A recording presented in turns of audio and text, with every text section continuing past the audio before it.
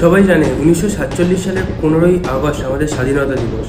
কিন্তু যদি বলি ভারতে প্রথম তিরঙ্গা উড়েছিল তার ঠিক 3 বছর আগেই। হ্যাঁ, 1943 সালে নেতাজি সুভাষচন্দ্র বোস আন্দামান নিকোবর দ্বীপপুঞ্জকে ব্রিটিশ শাসনমুক্ত ঘোষণা করেন এবং নাম দেন স্বরাজ ও শহীদ। 30শে ডিসেম্বর 1943 সালে নেতাজি সুভাষচন্দ্র বোস প্রথমবারের মতো স্বাধীন ভারতের মাটিতে পতাকা উত্তোলন করেন পোর্ট ব্লেয়ারে। এটা শুধুমাত্র ফ্ল্যাগ হোস্টিং ছিল না, এটা ছিল গোটা বিশ্বকে বার্তা দেওয়ার একটি সাহসী ঘোষণা যে ভারতের স্বাধীনতা আসছে, খুব শীঘ্রই আসছে, ব্রিটিশদের অনুমতি ছাড়াই।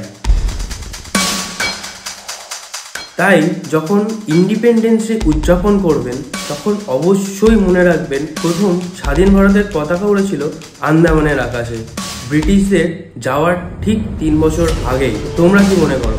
কমেন্ট করো এবং আমাকে ফলো এবং সাবস্ক্রাইব করতে ভুলো না। Thank you.